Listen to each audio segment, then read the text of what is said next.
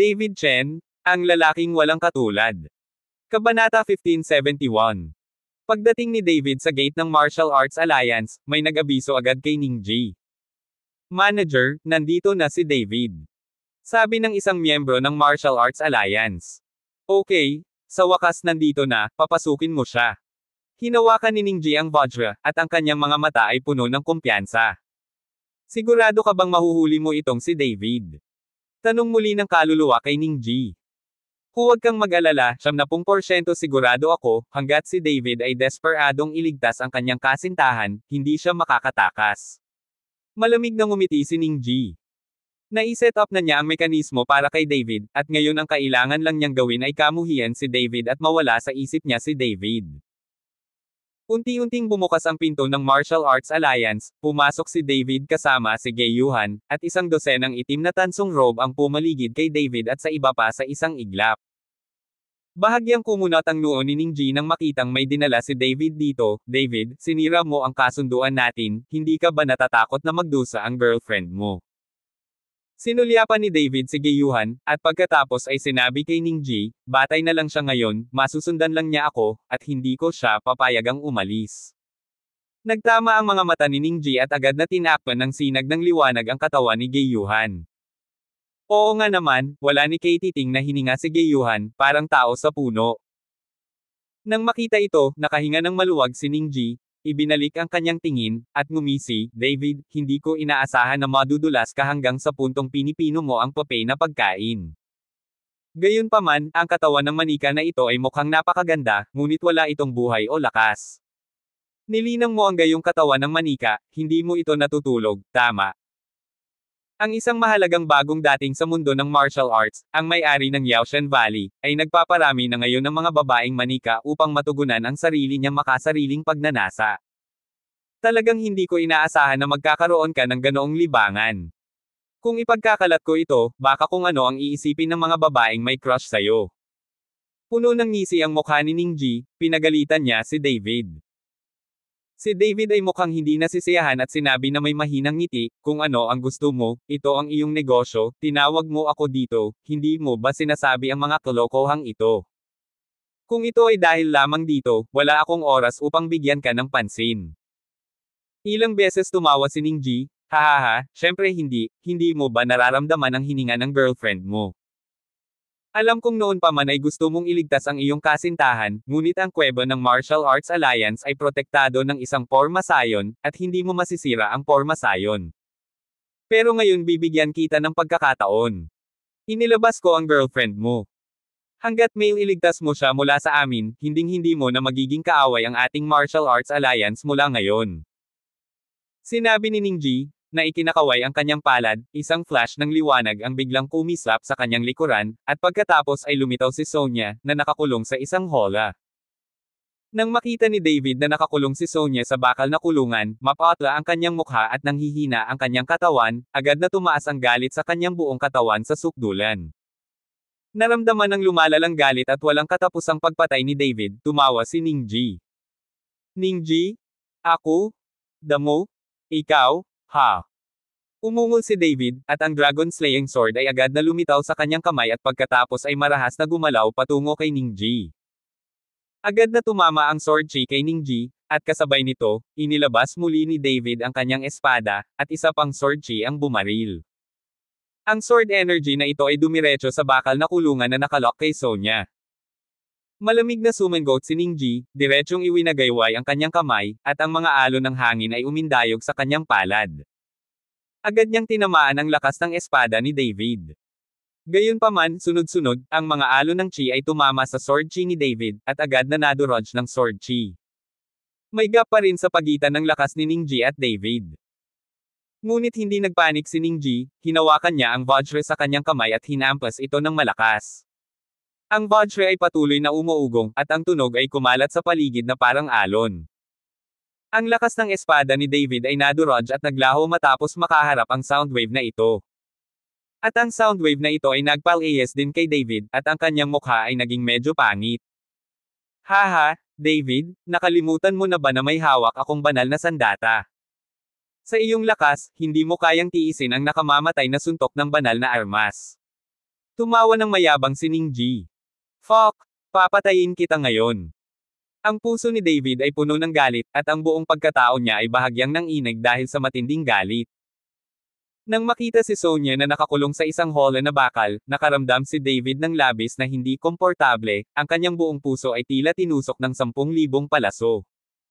Nanginig ang katawan ni David, at ang dragon slaying sword sa kanyang kamay ay patuloy ding umuugong. Ang mga gintong sinag ng liwanag ay patuloy na kumikislap, ang buo na gininto ang katawan ay kumikilos, at ang mga kaliskis na kumikinang na may gininto ang liwanag ay tumatakip sa buong katawan ni David. David, pabayaan mo na ako? Pumunta ka, bilasan mo, isa itong bitag. Si Sonya ay nasa holo at sinisigawan si David. Magsalita ka. Malamig na bumantong hininga si Ningji, na sinundan ng pag-wave ng kanyang palad, ang kapangyarihan ng enerhiya ay naging latigo at hinampas ito sa bakal na kulungan. Biglang nanginig ang bakal na kulungan, ngunit may pulang marka sa katawan ni Sonya. Ngunit hindi umimik si Sonya. Araw ko. Ang mga ninuno mo. Galit na galit si David at muling naglakad patungo kay Ningji, umuungal. Ngunit sa pagkakataong ito, nang lumipat si David, ang nakapalibot na dosenang itim na tansong damit ay sabay ding gumalaw. Nakita ko ang itim na damit na tanso na tumama sa ulo ni David ng palad, at ang palad ay napakatalas. Sa sandaling ito, si David ay labis na nalungkot at nagalit, nang harapin niya ang pag-atake ng itim na tansong balabal, siya ay tumama gamit ang isang espada. Brush! Isang gintong liwanag ang kumislap, na sinundan ng hiyawan. Nakita ko ang isang itim na tansong damit na binaril sa likod ng ulo ni David. Sa sandaling ito, ang kamay na ito ay pinutol ng isang espada, na tumutulo ng dugo. Nang makita ito, ang iba pang itim na tansong damit ay hindi maiwasang mapag-alitan. Lahat ng tao dito ay mamamatay ngayon. Ang mga mata ni David ay dilat, ang kanyang mga mata ay namumula, at ang layunin ng pagpatay sa kanyang katawan ay patuloy na lumalaki. David, ang galing mo sa pagyayabang. Kung talagang may kakayahan ka, matagal mo nang nailigtas ang girlfriend mo. Buong araw kang nagyayabang sa labas at hindi mo mailigtas ang girlfriend mo. Ano ka ba? Nang makita ang galit ni David, labis na nagulat si Ningji at lalo pang pinasigla si David sa kanyang boses. Oo nga naman, nang marinig ni David ang mga salita ni Ningji, lalo siyang nagalit at itinuro si Ningji na may hawak na espadang pumapatay ng dragon sa kanyang kamay. Ningji, ngayon ay huhukayin ko ang iyong atay at baga. Ang aura ni David ay tumaas sa langit, may hawak na espada sa isang kamay, at ang dragon slaying sword ay nagbuga ng radiation. Isang gintong dragon ang lumitaw, na napapalibutan ng isang dragon killing sword. Pagkatapos, biglang kumaway si David, at lumitaw ang unang espada ng Nine Shadow Divine Sword. Kinuha ng nakakatakot na Janmang ang Golden Dragon na dagindong at dirdiretsong naglakad patungo kay Ningji. Si Ningji ay may banal na sandata sa kanyang kamay, kaya natural na hindi siya natatakot kay David. Nakita kong itinaas ni Ningji ang Vajra, at pagkatapos ang Vajra ay napuno din ng kinang, at pagkatapos ay isang sinag ng liwanag ang agad na sumalubong dito. Boom! Nagkaroon ng malakas na putok, at nagkalat ang mga aftershock sa buong lugar. Lahat ng itim na tansong damit na iyon ay lumaban sa mga epekto, at si Sonya, na nakakulong sa isang bakal na kulungan, ay nagdusa. Sonya. Nang makita ito, nagpakita si David ng matinding pag-aalala sa kanyang mga mata. David, sige, magagamit mo ang lahat ng iyong lakas, basta't hindi ka natatakot na mamatay ang iyong kasintahan sa ilalim ng iyong espada. Wala akong pakialam, may hawak akong sagradong sandata, hindi mo ako masasaktan. Kabanata 1572. Tumayo si Ningji sa harap ng bakal na kulungan at pinukaw si David. At ang dragon slaying sword na itinaas ni David ay kailangang dahan-daang ibaba. Ang dragon slaying sword ay binawi, at natakot din si David na ang kanyang sword chi ay saktan si Sonya. Nang makitang nag-aalala si David, ngumiti si Ningji ng husto. Hawakan mo siya. Ikinaway ni Ningji ang kanyang kamay at sinabi sa itim na tansong damit na iyon. Mahigit sa 100 itim na tansong damit ang sabay-sabay na bumaril kay David, at ang katawan ni David ay kumikinang ng gininto ang liwanag, at ang kanyang mukha ay napakalamig. Sa itaas ng mga kamao, pinalibutan ng mga gintong dragon, mga bahid ng gintong liwanag na nagpapaliit sa mga mag-aaral ng lahat. Mahigit sa isang dosenang itim na tansong balabal ang nakakaalam din na ang pakikipaglaban ng mag-isa, tiyak na hindi sila kalaban ni David, kaya ang mga taong ito ay nagkakaisa, at ang mga puwersa ay umaakyat sa langit, at si David ay darating. Galit na sigaw ni David at sinuntok, umungal ang gintong dragon at nanginag ang lupa. Agad na natalo ng suntok ni David ang lakas na pinagsama-sama ang higit sa isang dosenang itim na tansong robe. Maraming itim na tansong damit ang hindi mabigla. Sinamantala ni David ang pagkakataong makita ang mga taong ito sa pagkabigla, sumigaw ng malakas, at pagkatapos ay hinampos muli. Banal na kamao ng liwanag, ito ang sinaunang banal na kamao. Bagamat hindi natutunan ni David ang pinakamataas na asensya, napakalakas niya, kahit na natutunan niya ang ilang mga balat.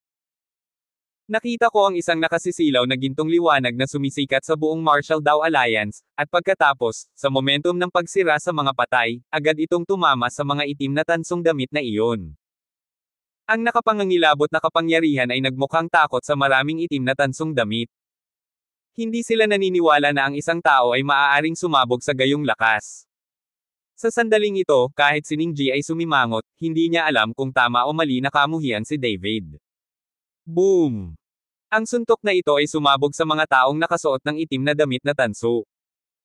Maraming itim na tansong balabal ang lahat ay direktang nahulog, at ang itim na tansong balabal sa gitna ng puwersa ay higit na nagdusa. Ang buong tao ay naging puddle ng laman, at ang lupa ay natatakpan ng dugo. Tiningnan ni Ning Ji ang itim na tansong balabal na naging putik sa lupa na may hindi paniniwala sa kanyang mga mata. Mahigpit na hinawakan ng kamay ni Ning Ji ang Vajra Pestle.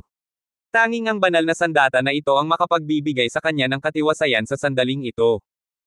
Malamig na tiningnan ni David ang itim na tansong damit, at sa ganitong tingin lang ay nanginginig ang tansong damit na iyon. Dahan-dahang naglakad si David patungo kay Ning Ji, ngunit hindi na gumagalaw ang itim na tansong damit sa gilid. Nang makita ito, nagmamadaling sumigaw si Ning Ji, patayin siya ng mabilis. Maraming itim na tansong suit ang nagkatinginan, at pagkatapos ay nagpakita ng galit ang kanilang mga mata, at sumugod sila kay David. Alam nila na kahit hindi sila kumilos at hindi mamatay sa kamay ni David, hindi sila pababayaan ng makapangyarihan sa lahat. Bukod dito, ang Omnipotence ay nangangahulugan na hindi sila maglakas loob na subukan ito. Ito ay magiging higit na buhay kaysa kamatayan. Hayaan mo akong sumama. Si David ay umungal, at isang walang katapusang layunin ng pagpatay ang bumangon mula sa katawan ni David. Mahigit sa isang dosenang itim na tansong balabal ang biglang bumulwak ng itim na ambon sa itaas ng kanilang mga ulo. Ang itim na ambon ay bumalot at nag-transform sa anyo ng tao. Sa loob ng itim na tansong damit na ito ay may nakatagong kaluluwa. Isang kaluluwa na nakaligtas sa loob ng maraming taon. Nang lumitaw ang mga espiritong ito, talagang ikinabot nila ang kanilang mga sarili sa katawan ng bawat itim na tansong damit, tulad ng isang patong ng baluti sa ibabaw ng mga itim na tansong damit na ito. Sa isang sulyap, mahigit isang dosenang itim na tansong balabal ang lahat ay nababalot ng itim na ambon, parang mga multo. Ang katawan ni David ay kumikislap ng gininto ang liwanag, at hindi siya natakot, ngunit natamba ito ng isang mabangis na suntok. Mahigit isang dosenang itim na tansong balabal ang nakipaglaban kay David, at isang bugzo ng hangin ang dumaan sa eksena. Isang nakakatakot na aura ang patuloy na nakakaapekto sa buong guard formation ng Martial Arts Alliance. Kung wala ang proteksyon ng Pormasayon, ang buong Martial Arts Federation ay magiging wasak sa isang labanan ng ganitong sukat. Itinaas ni David ang kanyang mga kamao, at ang bawat suntok ay halos tunog ng dagandong ng dragon. Sa ilang sandali, mahigit isang dosenang itim na tansong balabal ang hindi nakalapit kay David. Isang mag-asawang mahigit isang dosina, ngunit si David ang namumuno. Kung hindi lumabas sa katawan ng mga espiritong ito, dinurog na sana ni David ang mga itim na tansong damit na ito hanggang sa mamatay sa isang suntok. Ang mga kaluluwang ito ay lubhang kasuklam-suklam na ang bawat suntok ni David ay parang paghampas ng bulak, at kalahati ng kanyang lakas ay naalis na. Ang espiritual na kapangyarihan sa katawan ni David ay mabilis na humihina, at ang gintong dragon na nakabalot sa kanyang kamao ay dahan-dahan ding kumukupas at naglalaho. Nang makita ni Ning Ji na nawawalan na ng pisikal na lakas si David, agad siyang natuwa. Hindi niya inaasahan na higit sa isang dosenang itim na tansong damit ang matatalo kay David. Hindi na niya kaya, bilasan mo na. Hinimok ni Ning Ji. Mahigit isang dosenang itim na tansong balabal ang nakakita rin na si David ay medyo pagod na pagod, at may pag-asa sa kanilang mga mata. Ikaw lang ang gustong pumatay sa akin.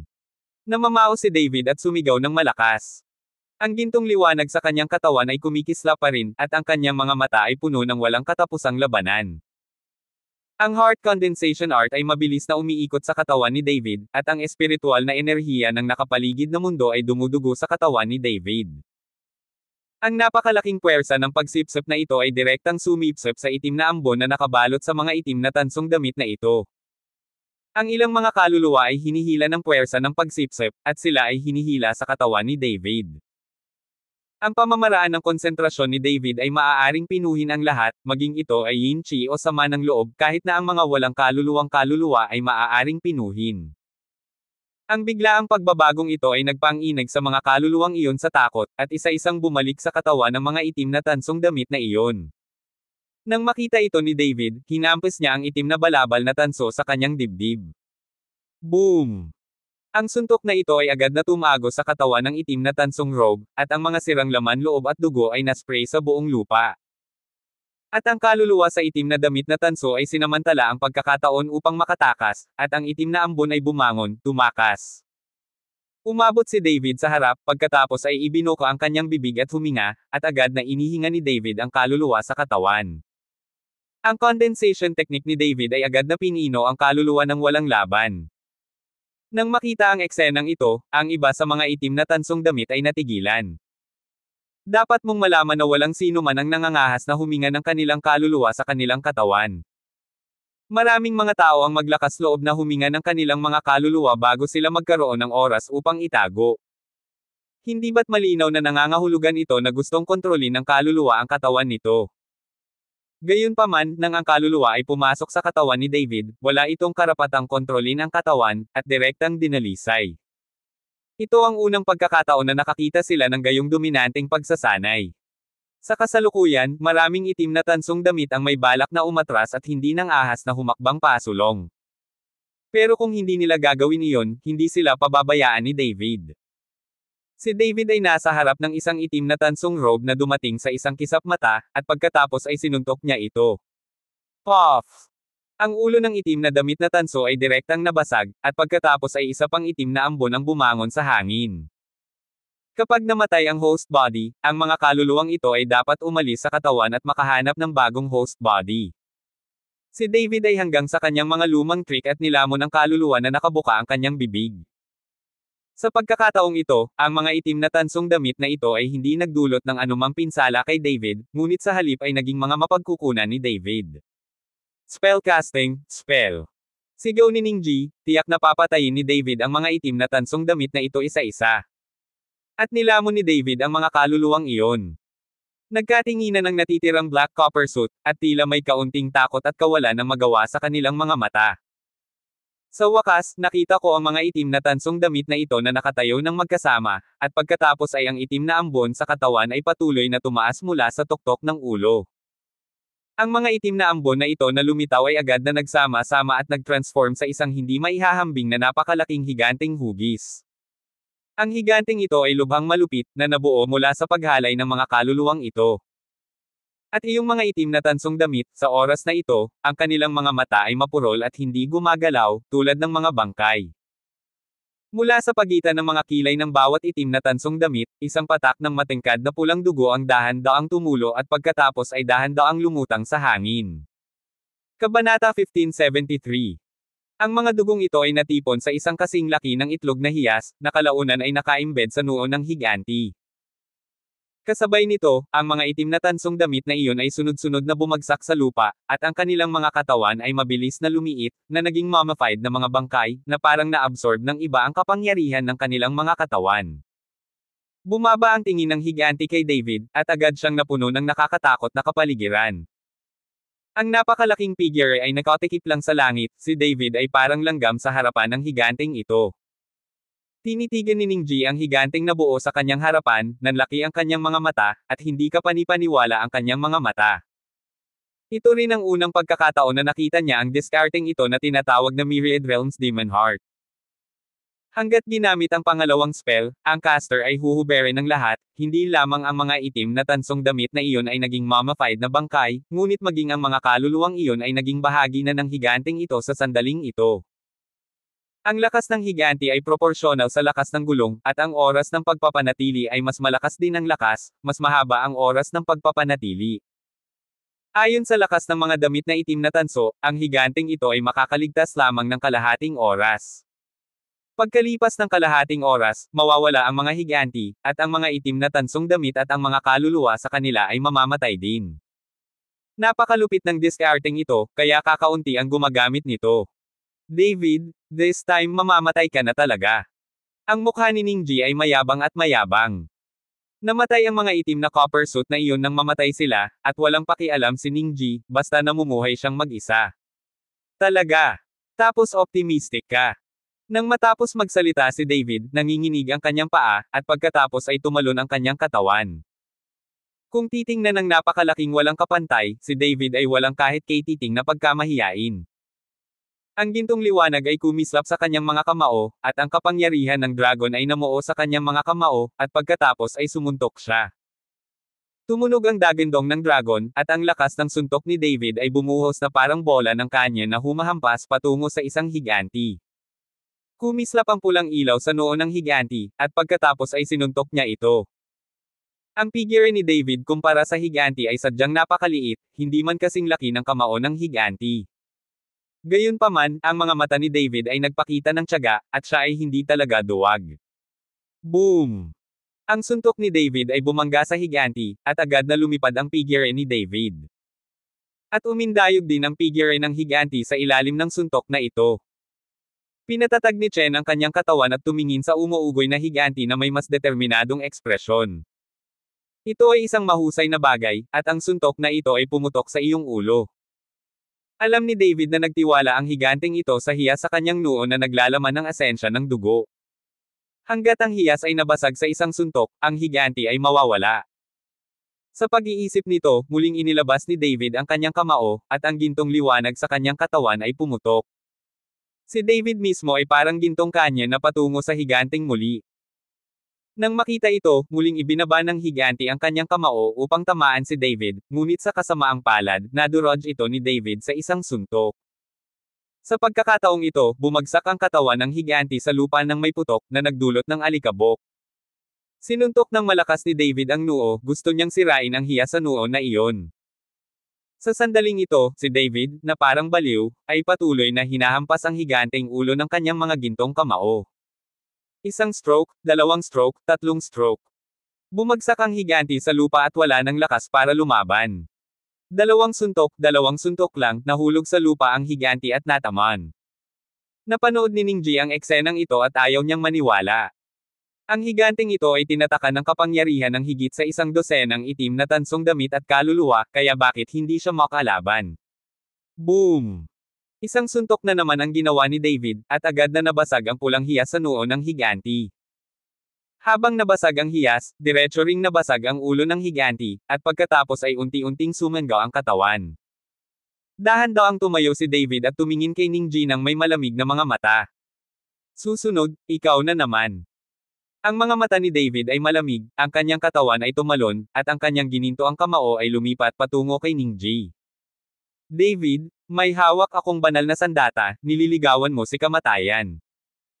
Malamig na bumantong hininga si Ningji, at pagkatapos ay itinaas ang Vajra, isang napakapangangilabot na puwersa na agad na kumalat. Hinawakan ni Ningji ang Vajra sa kanyang kamay at inihampas ito ng buong lakas kay David, at isang nakakatakot na puwersa ang agad na tumama kay David. Boom! Isang nakakatakot na puwersa ang tumama sa katawan ni David, na agad na durog sa katawan ni David at lumipad palabas, at ang buo na gintong katawan sa kanyang katawan ay agad na sumangga. Ang tool ng Martial Saint ay may kapangyarihan ng isang Martial Saint. Ang kasalukuyang lakas ni David ay hindi sapat upang labanan ang kapangyarihan ng Battle Saint. Hahaha, David, itago mo ang iyong mga kamay sa lupa. Nang makitang mahina si David sa harap ng banal na sandata, tumawa ng malakas si Ningji. Bastos ka! Galit na sigaw ni David, at pagkatapos ay kumulo ang kapangyarihan ng dragon at muling tumungo kay Ningji. Ngunit ang lakas ni David ay tunay na wala sa harap ng banal na sandata. Kahit na sinubukan ni David ang kanyang makakaya, nadurog pa rin siya ng Vajra. Isang bibig ng dugo ang bumulwak, at nakatanggap siya ng 2 sunod-sunod na suntok, at ang katawan ni David ay malubhang nasugatan. Sa sandaling ito, ang mukha ni David ay sobrang pangit, at ang paghinga ng kanyang katawan ay patuloy na umaayos, ngunit nakaharap sa sagradong sandata sa kamay ni Ningji, si David ay medyo walang magawa. David, go, go, leave me alone, leave me alone. Malakas na sigaw ni Sonya kay David. Hindi niya gustong mamatay si David sa lugar para iligtas ang sarili. Sonya, kahit ano, ililigtas kita ngayon. Alam ni David na kung ikulong si Sonya sa piitan, mas magiging mahirap para sa kanya na iligtas si Sonya. Ngunit sa pagtingin sa Vajra sa kamay ni Ningji, si David ay nasa problema. Paano niya haharapin itong si Ningji at iligtas si Sonya? Sa sandaling ito, tumingin si David kay Gyuhan, na kanina pa walang laman. Sinabi ni Ge Kangsheng na ang lakas ni Gyuhan ay Martial Saint, at maaaring kaya niyang hawakan ang sandata ng Martial Saint sa mga kamay ni Ningji. Yuhan, pwede mo ba akong tulungang patayin ang batang ito? Tanong ni David kay Gyuhan. Ngunit hindi kumikibo si Gyuhan, blanko ang kanyang mga mata, na para bang hindi niya narinig ang mga salita ni David. Nang makita ito, ang mukha ni David ay puno ng kawalan ng kakayahan. Bagamat isang martial arts saint si Gyuhan, para na siyang tanga, mas baliw pa. Inaasahan pa rin niyang tutulong si Gyuhan na biro. Hahaha, David, natatakot ka ba na gusto mo akong hawakan ng tanggang tao? Tumawa si Ningji. Tiningnan ni David ang mayabang na hitsura ni Ningji, at ang kanyang mga mata ay kumikislap ng husto. Isinakripisyo ni David ang taibak na pumatay sa dragon. Ngayong gusto niyang iligtas si Sonya, kailangan niyang akayin si Ningji. Si Ningji ay nagbabantay sa bakal na kulungan, at si David ay halos hindi nakabaril. Ningji? Kahit na mayroon kang banal na sandata, maaari pa rin kitang patayin. Sabi ni David, tumalon ng mataas, at pagkatapos ay hinampas ng espada si Ningji. Isang malaking sword beam ang lumipat patungo kay Ningji. Nang makita ang ningning ng malaking espada, ngumiti si Ningji at iwinagayway ang Vajra sa kanyang kamay. Agad na nabasag ng nakakatakot na puwersa ang ningning ng espada ni David. Kaagad pagkatapos, naramdaman lamang ni David ang napakalaking epekto, at ang kanyang buong katawan ay lumipad sa malayo sa isang iglap. Nang lumipad si David, sumigaw siya, Ningji, babalik ako maya-maya para patayin ka. Kaagad pagkatapos, unti-unting nawala ang katawan ni David, at tumakbo siya palayo. Damn, gusto mo pang tumakas. Tumalon si Ningji at sinundan siya. May hawak siyang banal na sandata, paano makakatakas si David? Ngunit nang habulin ni Ningji si David, lumingon na ang anyo ni David at bumalik. Kabanata 1574. Sinadya niyang akitin si Ningji at pagkatapos ay iniligtas si Sonya. Paano makakatakas si David nang hindi nailigtas si Sonya? Noong una ay inakala ni Sonya na tumakas si David, ngunit nakahinga siya ng maluwag. Nakita niya na si David ay talagang tumalikod, at biglang sinabi na may pag-aalala, David, umalis ka, pabayaan mo ako, hindi sila nang ahas na patayin ako. Hinimok ni Sonya si David, ngunit nakinig si David. Sonya, kailangan kitang iligtas ngayon. Sabi ni David, humakbang siya, hinawakan ng 2 kamay ang bakal na kulungan, at biglang sinubukang basagin ang bakal na kulungan. Ngunit nang sinubukang basagin ni David ang aking bakal na kulungan, biglang may lumabas na liwanag mula sa lupa. Ang sinag ng liwanag na ito ay direktang nakapalibot kina David at Sonya. Kaagad pagkatapos, lumitaw ang mga siksik na rune sa lupa. Ang mga rune na ito ay kumikinang sa liwanag, at pagkatapos ang mga rune na ito ay lumutang at pinalibutan sina David at Sonya. Ano ito? Kumunat ang noo ni David. Hindi niya alam kung ano ang mga ito, parang formation dapat. Nang hindi alam ni na David at Sonya kung anong rune ang biglang lumitaw, napansin nila na may lumitaw na itim na butas sa ilalim ng kanilang mga paa. Parang may suction ang black hole na unti-unting humihila pababa sa katawan nila. Nagulat si David at nagsikap na makalaya, ngunit nalaman niyang hindi na siya makakalaya, at ang kanyang mga paa ay tila naipit sa latian. Hahaha, David, ang tanga mo, sa tingin mo ba talaga hahabulin kita? Sinadya kong umiwas para bigyan ka ng pagkakataong iligtas ang girlfriend mo. Niloloko ka ba ngayon? Teka lang at pumunta ka sa piitan kasama ang girlfriend mo. Kung gusto mo akong awayin, masyado ka pang maamo. Ang mga mata ni Ningji ay puno ng pagmamataas at pagmamataas. Tinitigan ni David si Ningji, ang kanyang mga mata ay puno ng galit, ngunit kahit anong pilit niya, hindi siya makaalis sa black hole sa ilalim ng kanyang mga paa. Dahan-daang nahulog sina David at Sonya ng ganito. Bakit? Bakit ang tanga mo? Ngayon nahuhuli ka rin, worth it ba? Inabot ni Sonya at marahang hinaplos ang mukha ni David sa hola na bakal. Sulit, kahit kamatayan, basta't mamatay sa tabi mo, worth it. Puno ng lamang ang mga mata ni David, at hinawakan niya ng mahigpit ang kamay ni Sonya. Matagal-tagal na rin namang hindi nagdaramdam ang dalawang ito. Naramdaman ni David ang temperatura ng isa't isa, at wala man lang bahid ng takot sa kanyang puso. Sa pagtingin kay David at Sonya, ang mga mata ni Ningji ay mabangis. David, ilalayo ko kayo ng iyong kasintahan sa isa't isa. Kahit na nasa underworld ka, huwag mo nang isipin na magkita. Hindi pinansin ni David si Ningji, hinawakan niya ng mahigpit ang kamay ni Sonya at in-enjoy ang huling good time. Hindi nagtagal, nahulog sina David at Sonya sa kanilang mga dibdib, at hindi nagtagal ay pareho silang nahulog sa piitan. Nakatingin si Ningji mula sa malayo, ang kanyang mga mata ay puno ng kasiyahan. Sa wakas ay nagawa niyang ipaghiganti ang kanyang pamilya. Si David ay palaging may bangungot sa kanyang puso, ngunit pagkatapos ng araw na ito, hindi na siya muling makakakita ng bangungot. Ngunit nang malapit nang mapanood ni Ningji si David na nahulog sa piitan, isang figure ang biglang dumaan sa kanya. Nang tingnang mabuti ni Ningji, napansin niyang si Gayuhan, na kanina pang walang ginagawa, ay nakatayo na sa tabi ni David. Nabubuo na rin ang katawan ni Gayuhan, pero hindi pa nahulog ang katawan niya.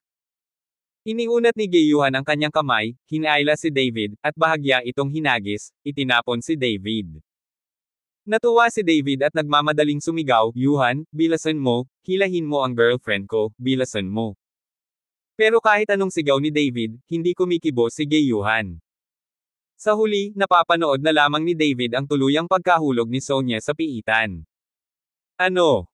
Galit na umungol si David, ito ang pinakamalapit kay Sonya at nagkaroon siya ng pinakamagandang pagkakataon na iligtas siya, ngunit nabigo pa rin siya. Sa sandaling ito, nakatitig si Ningji kay Gayuhan sa harap niya, puno ng pagkabigla at pagkamangha ang kanyang mga mata. Paanong ang isang taong bobo at walang hininga sa katawan ay madaling magliligtas kay David sa porma sayon? Hindi ito naiintindihan ni Ningji, mas maraming tao ang hindi nakakaintindi nito. Huwag kang magalit kahit hindi mo mahuli si David sa piitan, maaari mo siyang patayin gamit ang banal na sandata sa iyong kamay, bilasan mo. Ang kaluluwa ni Ningji ay kahawig ni Ningji. Nag-react si Ningji, ang Vajra sa kanyang kamay ay kumikislap, at isang nakakatakot na aura ang nagsimulang tumagos, at ang aura lamang ay sapat na upang ang ilan sa mga markis ay samuka ng dugo at mamatay. Naramdaman ni David ang nakakatakot na hininga na ito, at ang kanyang mukha ay sobrang pangit. Ngunit alam niyang hindi niya kayang labanan si Ningji sa ngayon. Ngayong muling nakakulong si Sonya sa piitan, imposibleng mailigtas ni David si Sonya.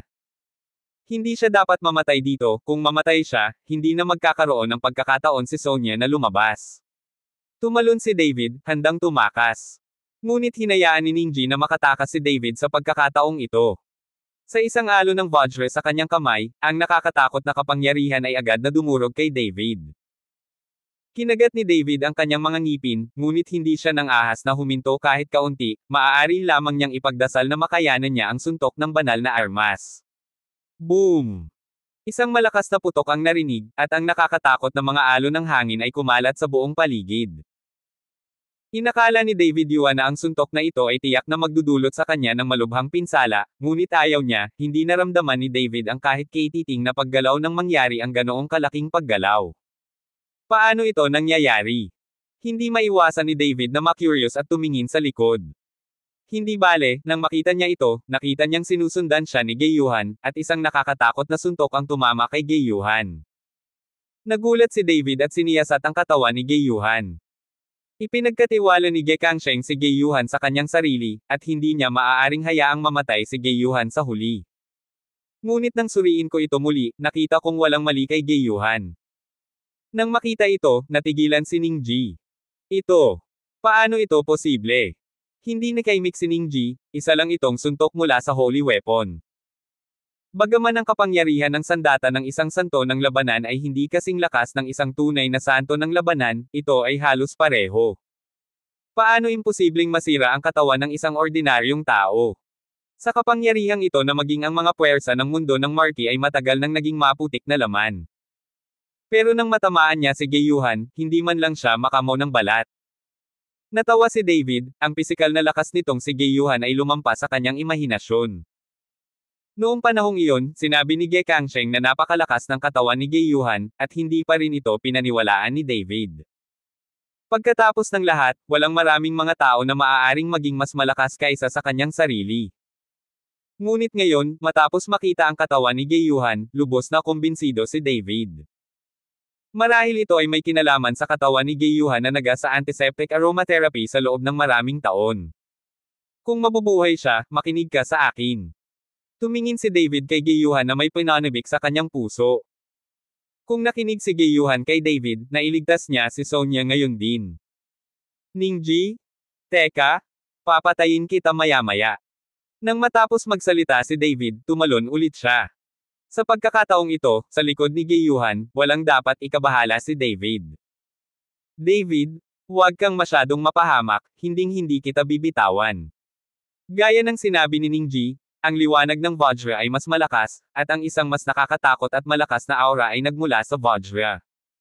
Naramdaman ni David ang hininga, at bumilis ang takbo sa ilalim ng kanyang mga paa. Takot talaga siyang baka hindi makayanan ni Gayuhan ang suntok na ito. How dare you run? Kabanata 1575. Sabi ni Ningji, ang Vajra sa kanyang kamay ay malakas na umindayog patungo kay David. Sa isang iglap, isang puwersang parang alon ng tubig ang lumipat patungo kay David. Ang kapangyarihang ito ay nagpanginig sa kalangitan at ang maitim na ulap ay natangay. Maraming mga ignorante ang tumakbo palabas ng silid at tumingin sa tanawin sa langit. Maging ang lahat sa pamilyang Long ay sunod-sunod na lumabas. Nandoon ang direksyon ng Martial Arts Alliance. I wonder what happened to Mr. Chen. Huwag kang mag-alala, magiging maayos din si Mr. Chen. Sana pagpalain ng Diyos si Mr. Chen. Ang lahat sa pamilyang Long ay nanalangin para kay David. Boom! Sa isang malakas na pagsabog, naramdaman na lamang ni David ang isang heatwave na paparating. Ngunit hindi lumingon si David, maaari lang siyang umasa na okay si Gayuhan. Umalis ang usok, at nang habulin siya ni Ningji, wala na si David. Damn! Let her escape? Who the hell the woman?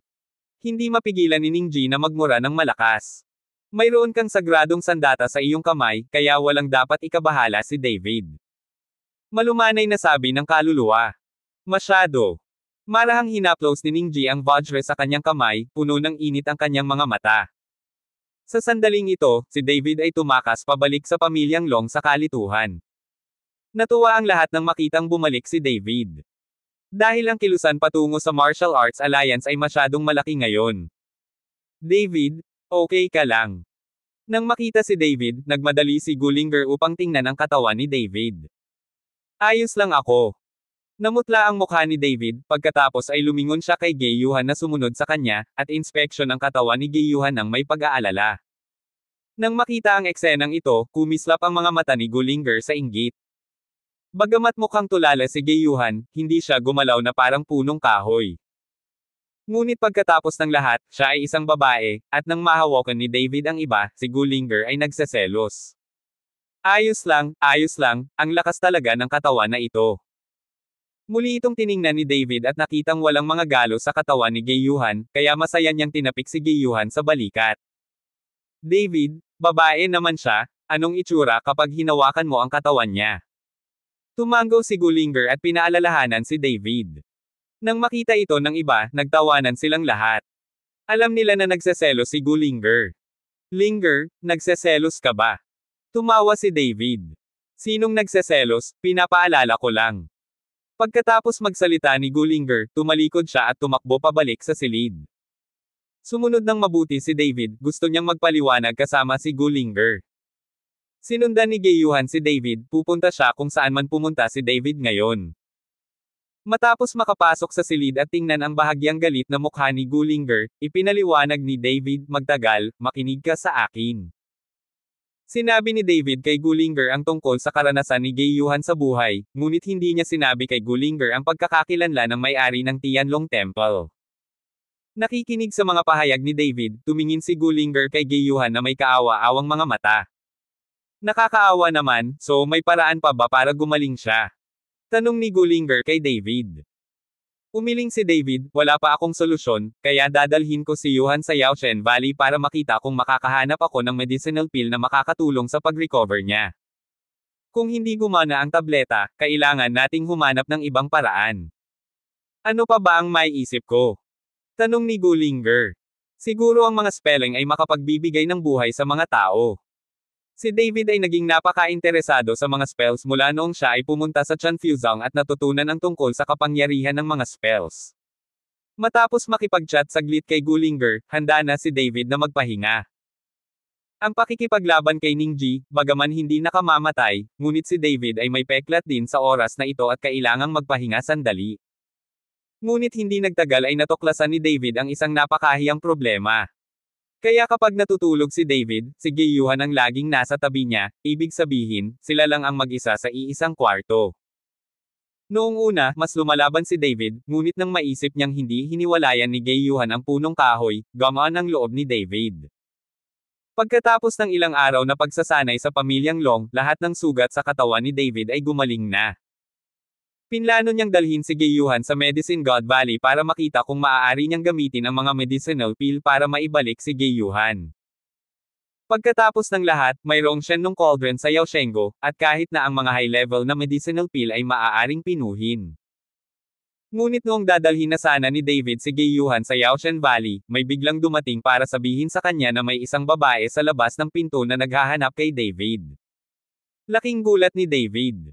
Hindi niya maintindihan kung paano siya hinahanap ng mga babae. Nang lumabas si David, nakita niyang si Gejiayi iyon. Matapos makita si David, direktang nagsimula si Gejiayi at tinapik ang mukha ni David, ilang araw na kitang hindi nakikita, nami mismo ba ako? Si Gejiayi ay hindi nakinig sa payo ni Gefuhay. Bahagyang umatras si David at medyo nalilito, Miss Ge, ano ang ginagawa mo sa akin? Hindi kita hinahanap, inimbitahan ka ng tatay ko sa bahay ni Ge. Sabi ni Gejiayi. Nang makitang hinahanap siya ni Gefuhay, tiyak na may nangyayari, sinabi ni David, well, let's go. Hindi umimik si David, binuksan na lang niya ang pinto at sumakay sa kotse. Ngumiti si Gejiayi at pumasok sa kotse at umupo din sa back row. Magmaneho. Inutusan ni Gejiayi ang driver na magmaneho, at nanatili siyang malapit kay David. Sa pagkakataong ito ay medyo nabigla si David, si Gejiayi sa kaliwa at si Gayuhan sa kanan, napahawak siya sa gitna, hindi gumagalaw. Sa sandaling humandar ang sasakyan sa bakuran ni Long, ang mukha ni Gullinger ay napuno ng hindi maipaliwanag na kalungkutan. Sinabi ko sa iyo na si David ay isang dragon sa mga tao. Sa hinaharap, maraming mga batang babae ang magkakagusto sa kanya. Kung susundin mo siya, kailangan mong tanggapin ang katotohanan ito. Sa sandaling ito, mahinang sinabi ni Long Wu sa tabi ni Gullinger. Napangiti si Gullinger, Uncle Long, matatanggap ko ito, huwag kang mag-alala. Sa kotse.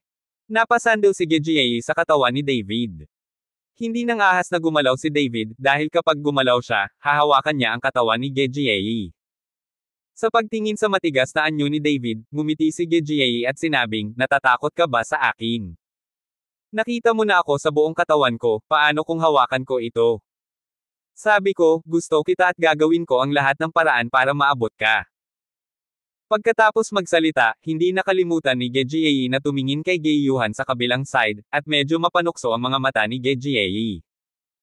Ganito ang mga babae, kahit na ang mga mata ni Gayuhan ay mapurol sa sandaling ito, tulad ng isang lalaking kahoy, ngunit itinuturing pa rin siya ni Gejiayi bilang kanyang karibal. Miss Ge, alam kong gusto mo ako, pero hindi ko pa iniisip, at may girlfriend na ako. Awkward na paliwanag ni David. Sabi ko, I don't care. Hindi lang iisa ang girlfriend mo ngayon, natatakot ka bang magkaroon ka ng isa pa mula sa akin? Gaya ng sinabi ni Gejiayi, ipinatong niya ang kanyang ulo sa balikat ni David. Walang magawa si David, kaya hinayaan lang niya si Gejiayi na sumandal sa kanya, bahagyang pumikit, at tahimik na binibigkas ang Qingxi mantra sa kanyang puso. Kung walang change in mantra, talagang hindi magagarantiya ni David na aasarin niya si Gejiei sa kotse. Kung tutuusin, tao rin siya, ordinaryong tao. Ngunit habang tahimik na binibigkas ni David ang heart-emptying mantra, bigla niyang naramdaman na may sumandal sa kanyang kanang balikat. Binuksan ni David ang kanyang mga mata at nakitang si Geiyuhan iyon. Nakita niyang malabo pa rin ang mga mata ni Geiyuhan, pero ginaya niya si Gejiei at isinandal ang ulo sa balikat nito. This time medyo nagulat si David. Kung may nararamdaman si Geiyuhan, ipinapakita nito na unti-unti na siyang gumagaling. Kabanata 1576. Matagal nang naiinggit at naiinggit sa kanyang puso ang driver ng sasakyan, na nakatingin kay David na napapaligiran ng dalawang magagandang babae at mukhang hindi kaibig-ibig. Nang dumating si David at ang iba pa sa bahay ni Ge, magalang na binati ni Ge Fuhai si David, at kahit ang tahimik na si Geiyuhan, si Ge Fuhai ay pinaglangkuran siyang mabuti. Nang makitang ganito ang kanyang ama, labis na naguluhan si Gejiei. Hindi niya maintindihan ang nangyari kay Ge Fuhai. Mr. Chen, pakiupo. Ibinigay ni Ge Fuhai kay David ang posisyon ng ulo ng pamilya. Gustong tumanggi ni David, ngunit nakita niyang umupo na si Ge Fuhai sa isang tabi. Walang magawa si David at nakaupo lang sa upuan ng housemaster, habang si Geiyuhan ay nakatayo sa likod ni David na hindi kumikibo. Patriarch Ge, anong ginagawa mo sa akin? Tanong ni David. Sumulyap si Ge Fuhai kay Gejiei, lumabas ka. Dad, may hindi mo ba maiparinag sa akin? Tumango si Gejiei at hindi nasisiyahang nagtanong. Lumabas ka na lang kung gusto mong lumabas kung saan napakaraming usapan. Nanlamig ang mukha ni Ge Fuhai. Nang makita ito, makakalabas lang si Gejiei, ngunit iwinagayway ni Ge Fuhai ang kanyang kamay, at ang space magic technique ay bumalot sa ilang tao. Sa pagtingin sa kinakabahang hitsura ni Ge Fuhai, nadama ni David na tiyak na may mahalagang bagay. Mr. Chen, ang matandang angkan ay nagdala ng mensahe. Ngayong nagbago na ang mundo, maaaring hindi na ito malayo sa pagbawi ng espiritual na enerhiya. Ang mga pangunahing sekta at pamilya sa 8 lihim na mundo ay sabik na subukan.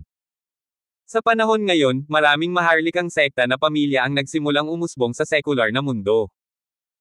Ang mga pamilyang ito ay natutulog ng napakaraming taon, at bigla silang lumitaw sa panahong ito, na nangangahulugan na ang pattern ng mundo ng martial arts ay sumasailalim sa mga pagbabago sa lupa.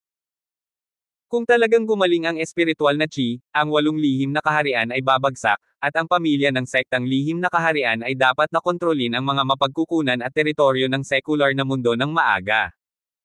Ang intensyon ng clan elder ay umasa na maaayos ito ni Mr. Chen ngayon. Kapag bumagsak ang lihim na kaharian, mabilis na masakop ng pamilyang Ge ang lupain na nangangailangan ng likas na yaman at samantalahin ang pagkakataon sa ilalim ng pamumuno ni Mr. Chen.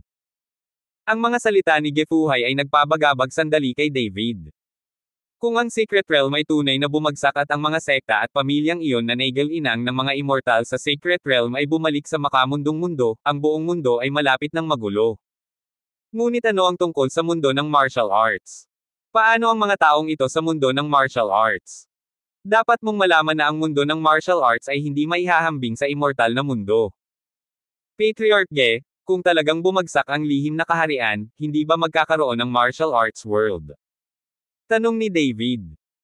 Bahagyang ngumiti si Ge Fuhai, Mr. Chen, kahit na gumuho ang lihim na kaharian, ang sekta na pamilya ng mga naglilinang na mga immortal ay babalik sa makamundong mundo, at ang martial arts world ay hindi mamamatay.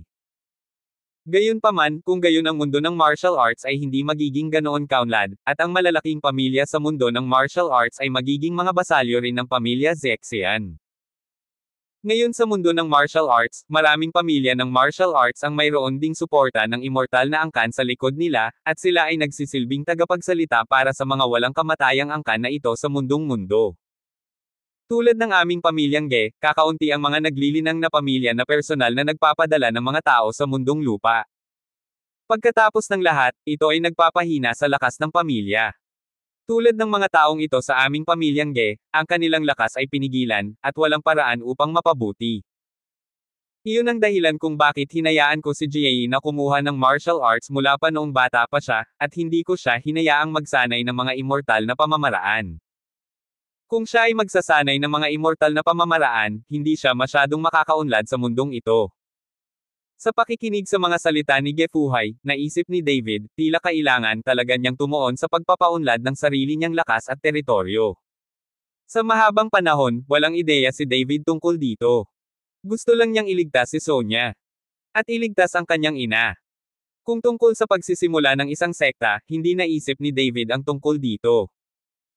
Kahit na sa mga bulwagan na ito ng Tianlong Palace, si David ay nasa isang estado ng paglilibang, at karaniwang bihira siyang nagmamalasakit sa kanila. Tungkol naman sa Medicine God Valley, bagaman si David ang may-ari ng lambak, siya ay isang posisyon lamang, at bihira siyang humawak ng mga bagay, at si Xu Changsheng ang nag-aalaga dito. Pero ngayon, sa pakikinig sa mga salita ni Gefuhay, nadama ni David na dapat talaga siyang magplano. Patriarch Ge, naalala ko ang sinabi mo, at pinag-iisipan kong magtatag ng isang sekta at bumuo ng isang grupo. Sinabi ni David kay Gefuhay. Mr. Chen, kung may kailangan ka, ibibigay ng pamilya kong Ge ang lahat. Sabi ni Gefuhay. Sige, kung kailangan ko, hahanapin kita. May iba pa akong gagawin, kaya hindi na ako mag-abala. Tumayo si David at umalis kasama si Ge Yuhan. Pupunta siya sa Yaoshen Valley para humanap ng paraan para maibalik si Ge Yuha. Habang papunta sa Yaoshen Valley, naisip ni David ang mga salita ni Gefuhay. Ang espiritual na enerhiya ay nabubuhay, ang pattern ay nagbago ng malaki at malalaking nakatagong pamilya ang lumitaw. Hindi alam ni David kung makakaapekto ito sa kanya, ngunit ang pinakamahalagang gawain niya ay ibalik si Ge Yuha at pagkatapos ay humanap ng paraan para iligtas si Sonya. Dinala ni David si Ge Yuhan sa Yaoshen Valley at direktang natagpuan si Xu Changsheng. Kung walang gamot para kay Ge Yuhan sa Yaoshengo, maaari lamang nating tingnan ang ibang mga pamamaraan. Sa buong mundo ng martial arts, ang medicinal refining ni Yaoshengo ang pinakamahusay. Master Gu, isang kaluluwa at isang kaluluwa na lang ang natitira, paano ka makakabawi?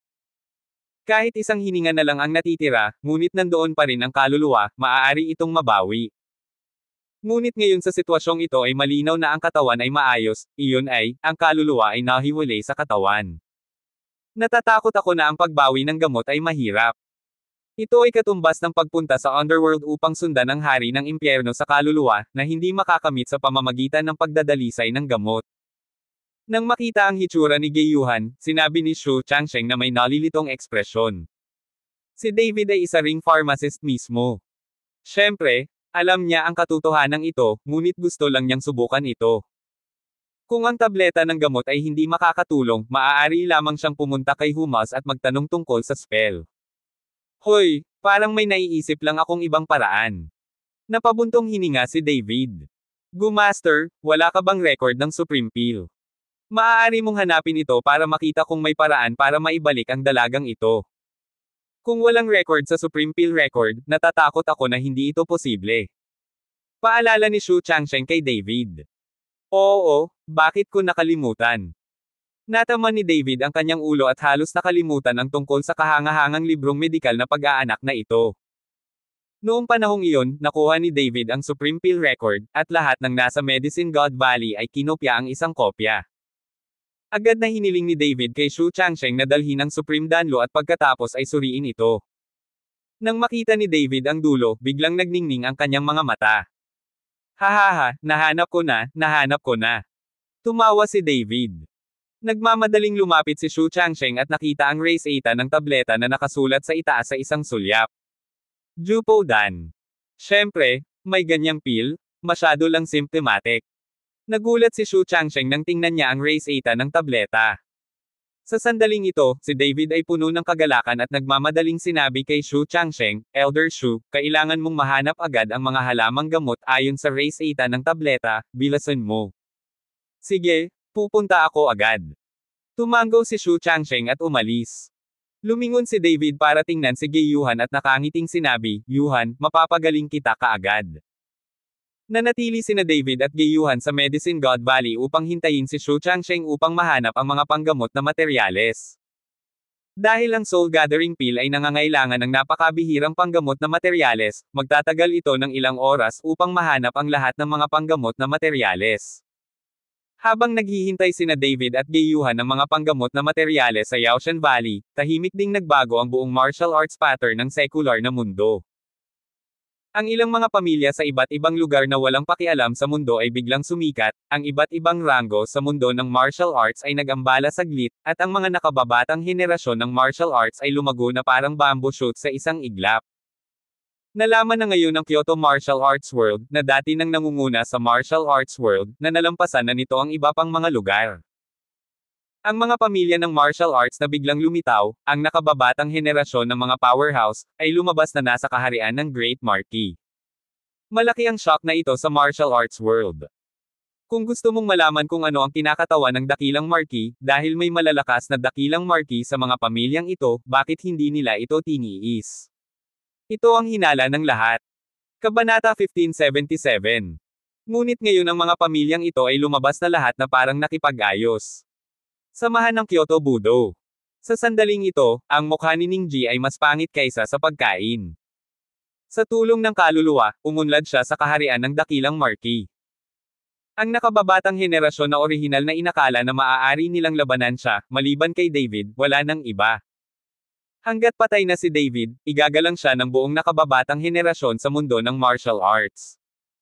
Ngunit ngayon, hindi ko alam kung saan maraming pamilya ang biglang lumitaw, at ang nakababatang henerasyon ng mga pamilyang ito ay nasa kaharian ng Great Marquis. Ang ganitong suntok ay talagang hindi kakayanin para kay Ningji. Bakit? Saan nanggaling ang mga taong ito?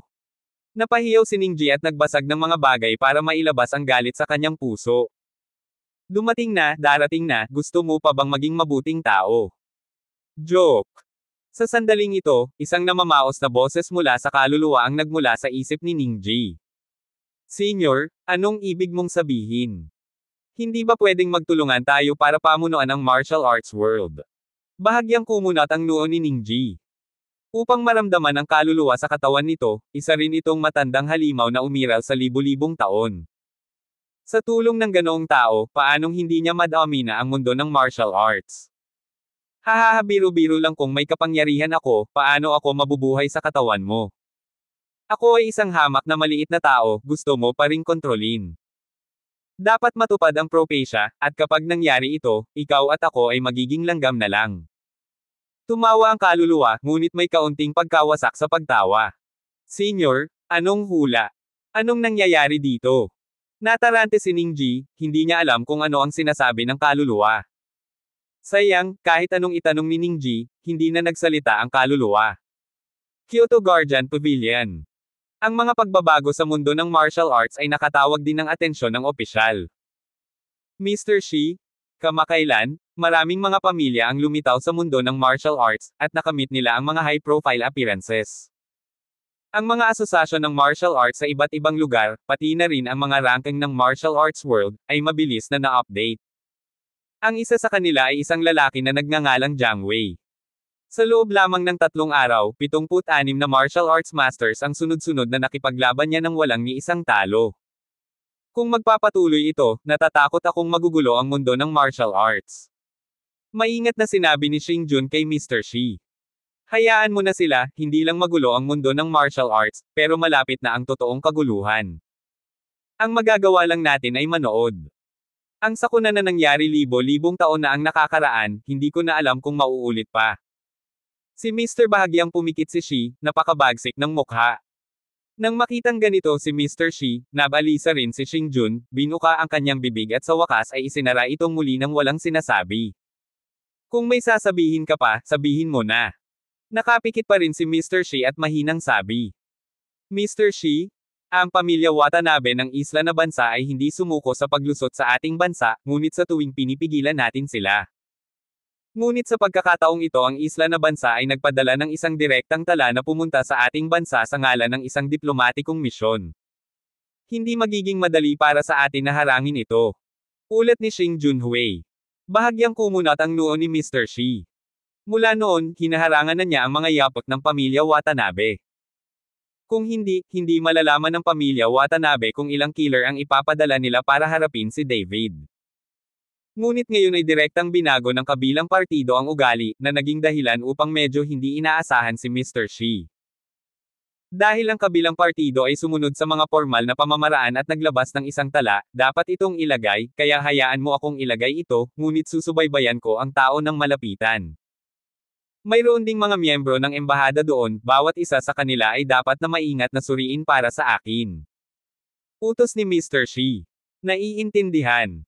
Tumango si Xingjun. Nang maglakad pabalik si Xingjun, iminulat ni Mr. Shi ang kanyang mga mata na may pagod sa kanyang mga mata. David, baka hindi kita matulungan masyado. You need to go your own way. Bulong ni Mr. Shi sa sarili. Medicine God Valley. Si David at Gayuhan ay naghihintay dito para sa mga panggamot na materyales ni Xu Changsheng sa loob ng maraming araw. Araw-araw ay isang pagpapahirap para kay David. Ngunit sa kabutihang palad, iniwan ni Gullinger ang isang 70,000 milya na mapa ng bundok at ilog sa Yaoshan Valley. Magagawa ni David ang 70,000 milya ng mga bundok at ilog. Sa araw na ito, muling binuksan ni David ang 70,000 milya na mapa ng bundok at ilog, at agad na naramdaman iyon ng kanyang banal na diwa. Isang nakakagat na malamig na hangin ang umuungal, ngunit kumpara sa mayamang espiritual na enerhiya, ang malamig na hangin na ito ay wala. Pagdating niya dito, hindi agad nakalipat si David sa farm this time. Dahil nakatanggap siya ng 70,000 milya na mapa ng bundok at ilog, hindi ito ginamit ni David ng ilang beses, ngunit ibinigay niya ito kina Gullinger at Xiaoro. Hindi talaga naintindihan ni David ang larawang ito. Sa bawat pagpasok mo sa loob, iniiba mo ang eksena. Ang ganitong uri ng magic ng espasyo ay maaaring ilapat sa isang imahe. Anong makapangyarihang karakter? Humakbang si David sa nyebe at dahan-daang lumakad pasulong sa isang tiyak na distansya, ngunit talagang walang anuman dito kundi nyebe. Habang nagsasanay si David sa site, napansin niya na may usok sa malapit. May tao ba dito? Nagulat si David, ito ba ang totoong mundo? Nagmamadaling tinungo ni David ang mausok na lugar, ngunit pagpasok niya, natuklasan niyang isa pala itong mainit na bukal. Kakaiba na may mga hot spring dito sa nagyayelong mundo. Tiningnan ni David ang mainit na tubig sa bukal, at sa wakas ay hindi napigil ang haborin ang kanyang damit at magbabad dito. Anyway, walang tao dito, isa lang itong illusory space, at walang dapat ikatakot si David. Habang nakaupo sa mainit na bukal, biglang naramdaman ni David ang isang walang katulad na espiritual na enerhiya na bumubulusok sa kanyang katawan. Natuwa si David, hindi niya akalain na mas dalisay pa ang aura ng hot spring na ito kaysa sa aura ng langit at lupa dito. Agad na ipinikit ni David ang kanyang mga mata at nag-practice, at nagsimulang gumana ang nakatutok na cardio technique. Isang purong aura ang kumalat sa buong katawan ni David. Sa sandaling ito, ang buong katawan ni David ay nababalot ng aura, na para bang nakaupo siya sa ulap at fog, at pagkatapos ay bumuhos ang aura sa kanyang dantian. Ang walang katapusang espiritual na enerhiya ay patuloy na dumadaloy sa katawan, at ang paglilinang ni David ay tahimik ding nagbabago. Hindi ko alam kung gaano katagal, isang malakas na katok sa pinto ang nagpagising agad kay David. Nang imulat ni David ang kanyang mga mata, agad na nawala ang katawan sa hot spring. Ngunit nang mawala ang katawan ni David sa hot spring, palapit ng palapit ang boses ng dalawang babae. Pagdating ng dalawang babae sa gilid ng hot spring, tiyak na magugulat sila kung nandoon pa si David. Dahil ang dalawang babaeng ito ay walang iba kundi si Han Kinger at Kyuju. At ang lugar kung saan dinala ni David ang 9,000 miles of mountains and rivers map ay hindi isang ilusyon na espasyo, ngunit isang nakakagulat na lihim na kaharian sa gitna ng 8 lihim na kaharian, iyon ay, ang lugar kung saan matatagpuan ang Laymen at Zeshao Mansion. Ang lugar na ito ay natatakpan ng nyebe sa buong taon, at ang mapa ay 70,000 milya ng mga bundok at ilog sa tuwing mag-eehersisyo ka. Sa katunayan, ito ay isang lihim na kaharian para sa kapalit. Dahil iba-iba ang kapaligiran ng bawat lihim na kaharian, sa tuwing naglilinang si David ay tila ibang lugar ito. Ang tunay na pag-andar nitong 70,000 milya na mapa ng bundok at ilog ay isang mapa ng teleportasyon ng 8 lihim na kaharian, ngunit hindi pa ito alam ni David. Sister Kyuju, maaari ka ring magbabad sa mainit na bukal ngayon.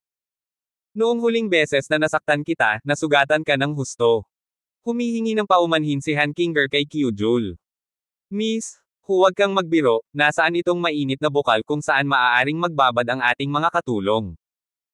Paulit-ulit na iwinagayway ni Kyuju ang kanyang mga kamay, at pagkatapos ay sinabi, Miss, hayaan mong habarin ko ang iyong damit para sa iyo. Nang hinubad ni Han Kinger ang kanyang damit at tumungo sa hot spring, bigla siyang natigilan at napasimangot. Miss, anong meron? Kabanata 1578 Nang makita ito, nagmamadaling nagtanong si Kyuju. Sister Kyuju, bakit pakiramdam ko may nakapunta sa hot spring na ito? Bahagyang sumimangot si Hanchinger, mukhang may hininga si David doon. Nang makita ito, si Kyuju ay tumawa, Miss, huwag kang mag-abala, paano ang isang tao ay pupunta dito, kahit na mayroong isang tao, hindi maaaring si David iyon, sa tingin ko palagi mong binabanggit itong David na sinadya o hindi sinasadya mula nang bumalik ka. David, hindi mo ba siya gusto? Alam mo, isa lang siyang mortal sa mundo, paano siya magiging karapat-dapat para sa iyo, at ikaw at si Yang Master Lu ay may kontrata sa kasal, kaya huwag mo nang isipin iyon. Hinikayat ni Kyuju si Han Kinger. Sinong may gusto sa kanya, casual lang ang kausap ko. Pagkatapos magsalita ni Han Kinger, dahan-dahan siyang nagsimulang sumipsip ng espiritual na enerhiya sa hot spring. Medicine God Valley. Binuksan ni David ang pinto at nakitang nakabalik na si Shu Changsheng. Elder Shu, kumusta ka na? Nahanap na ba ang mga gamot? Takang tanong ni David kay Shu Changsheng. Master Go, karamihan sa mga panggamot na materyales ay natagpuan na, ngunit mayroon pa ring 100 damong may mata na hindi mahanap. Nahihiyang sabi ni Shu Changsheng. Bahagyang sumimangot si David, ang daang matang damong ito ay talagang mahirap hanapin, ang bagay na ito ay walang mga ugat o bunga, at ang oras ng kaligtasan nito ay napakaikli. Talagang nangangailangan ng maraming oras upang mahanap ito. Master Go, kung maaari mong tanungin ang mga taong gumagala, baka alam nila kung nasaan ito. Hinahanap ito sa malawakang sukat ngayon, natatakot akong magtagal. Alam ni Shu Changsheng na nagmamadali si David, kaya wala siyang masyadong oras para mahanap ito ng dahan-dahan. Ang bagay na ito ay matatagpuan, marahil sa 1 taon at kalahati, marahil sa 3 o 5 taon. Huwag kang mag-alala tungkol kay Bei Mokao, itago mo ang iba pang mga halamang gamot na nahanap mo, hahanap ako ng ibang paraan. Nagpasya si David na hanapin si Humaz. Ang taong ito ay naghahanap ng mga guho ng mga sinaunang libingan sa lahat ng dako, naglalakad sa buong bansa, baka alam niya kung nasaan ang isa. Walang pagkaantala, kinuha ni David si Gayuhan at lumipad patungong Baihai City. Sa kasalukuyan, ang Flax ay namumuhay ng mapayapang pamumuhay sa lungsod ng Baihai. Itinuring ngayon ng pamilya Shen si Humaz bilang regalo mula sa kanilang mga ninuno. Matapos ikasal sina Bai Zantang at Shen Mengchen, bumalik sila sa Kyoto upang hayaang manganak si Shen Mengchen. Si Humazi ay nanatili sa Baihai City, at inalagaan ng pamilya Shen ang lahat ng bagay sa buhay. Maaari nitong gawing baligtad ang flaxseed. Nang kunin ni David si Gayuhan para maghanap ng lingga, napansin niya na ang lalaking ito ay napapaligiran ng 2 dilag na nagpapakain sa kanya ng prutas. Ubo-ubo-ubo. Nang makita ang hitsura ni Humaz, 2 beses na umubo ng malakas si David. Nang makita ni Humazi na paparating na si David, nagmamadali niyang iwinagayway ang kanyang mga kamay para pababain ang 2 dilag na ito. David, bakit ka nandito? Nagtatakang tanong ni Humazi. Kung hindi ako babalik, walang Master Hua sa mundo sa hinaharap, at ang mga sugar-coated cannonballs ay magpapasama sa iyo. Tinitigan ni David si Humazi at sinabing, hahaha, huwag mag-alala, walang ginto at pilak na alahas, mga dilag, at mga dilag na kasing ganda ng mga kayamanan ng sinaunang libingan. Hindi dahil wala ka dito. I don't dare to go to Chanfusang. Wala naman akong gagawin, kaya 2 dilag lang ang makakachat ko. Hindi ba't may dinadala ka ring magandang babae? Mas maraming magagandang babae sa paligid mo kaysa sa akin, huwag kang magkunwaring mayabang dito. Ngumiti si Humazi at tinapik si David sa balikat, na wala nang sasabihin si David. Hello, maganda. Binati ni Humazi si Gayuhan, ngunit hindi tumugon si Gayuhan. May sasabihin sana si David kay Humaz, ngunit nakita niyang nanlamig ang mukha ni Humaz, at pagkatapos ay naglabas siya ng spell, sumigaw ng mga salita sa kanyang bibig, at bigla itong dumaikit sa noo ni Gayuhan. Master Hu, ano ang ginagawa mo? Parang nalilito si David. Walang buhay ang babaeng ito at puno ng aura ng bangkay. Simpleng katawan lang ito ng manika. Naloko ka. Mataimtim na sinabi ni Humazi kay David. Katawan ng manika. Nang makita ito, humakbang si David at pinunit ang spell. Hoy! Ikaw, interesado ka ba sa katawan ng isang babae, bakit hindi ka naniniwala sa akin? O nagustuhan mo ba ang lasa na ito noong bata ka? Kakaibang tumingin si Humazi kay David. Ang sarap mo sa lasa. Tumingin si David kay Humaz ng walang laman, at pagkatapos ay sinundan si Humaz upang magpaliwanag. Nang marinig iyon, naunawaan ni Humazi at biglang tumawa, sabihin mo sa akin ang totoo, nagtagumpay ka ba? Anyway, ang babaeng ito ay walang alam, kaya maaari mong gawin ang anumang gusto mo.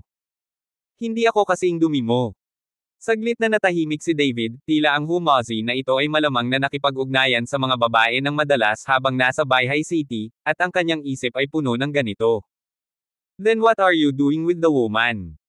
I can tell you that I have no ability to make this woman recover.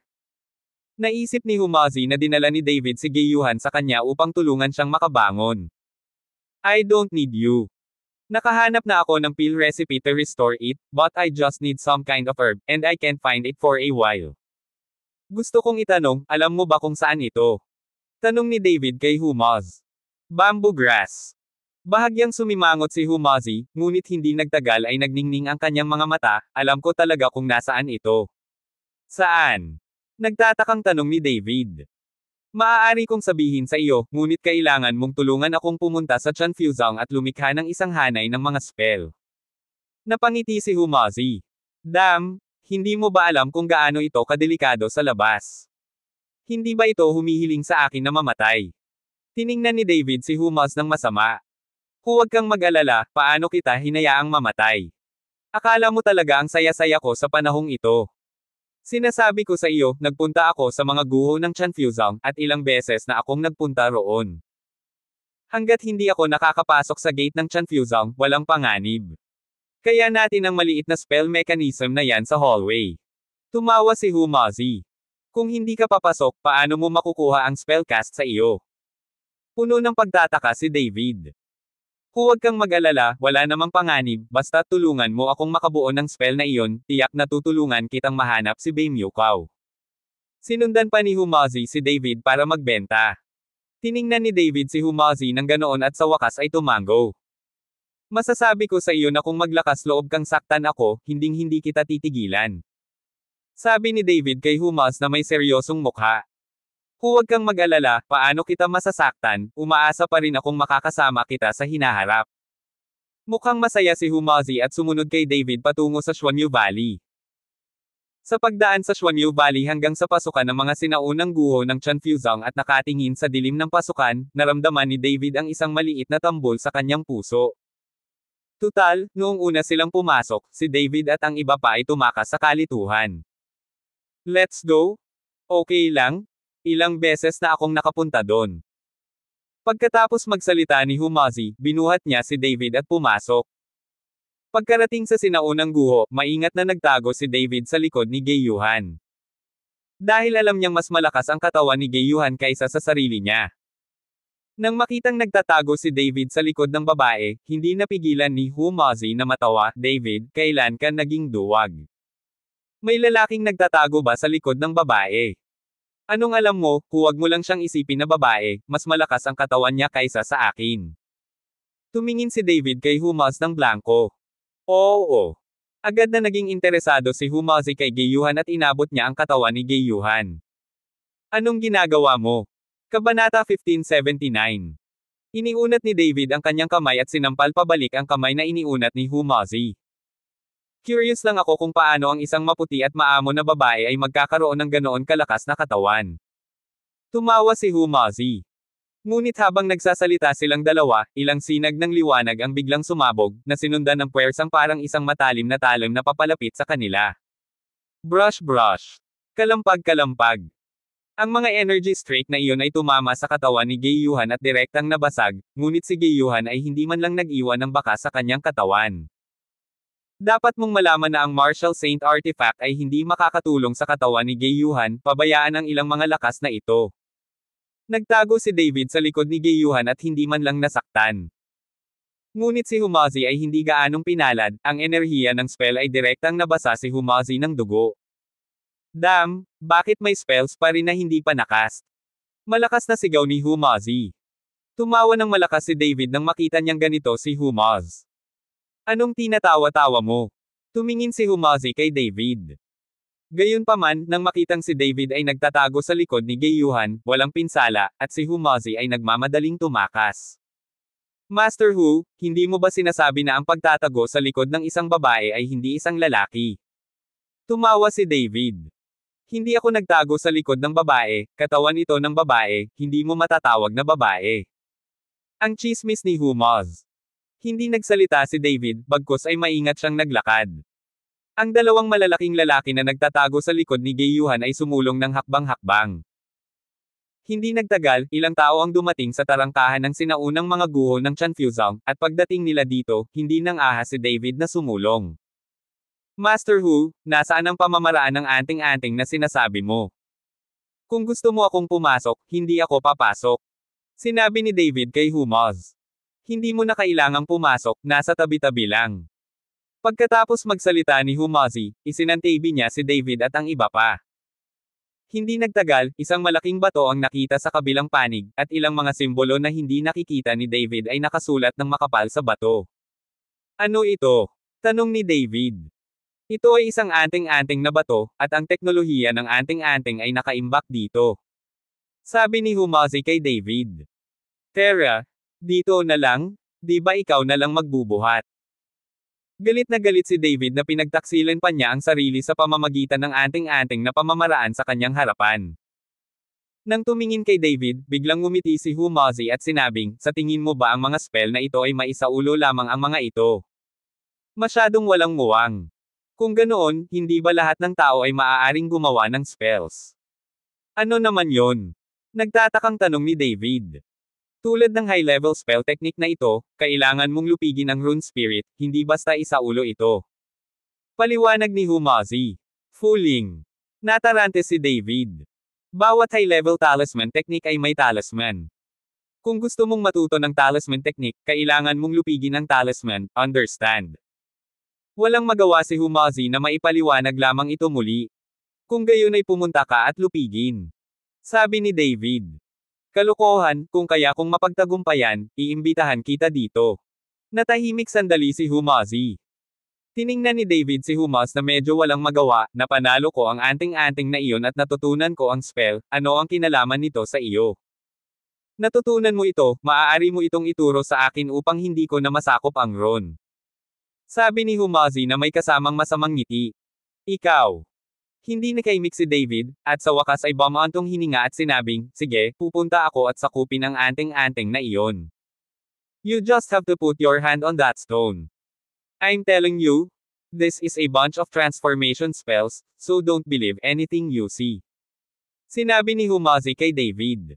Okay, naiintindihan ko na. Nang matapos magsalita si David, iniabot niya ang kanyang kamay at hinawakan ang bato. Kaagad pagkatapos, ang mga simbolo sa bato ay nagsimulang sumikat ng liwanag, at kalaunan ay pinalibutan ng liwanag si David. Isang puting liwanag ang kumislap sa harap ng mga mata ni David, at sa lalong madaling panahon ng buong tao ay tila nawala ng ulirat. Pagkatapos ay natagpuan niya ang kanyang sarili sa isang piitan. Sobrang pamilyar, saan ito? Bahagyang kumunat ang noo ni David.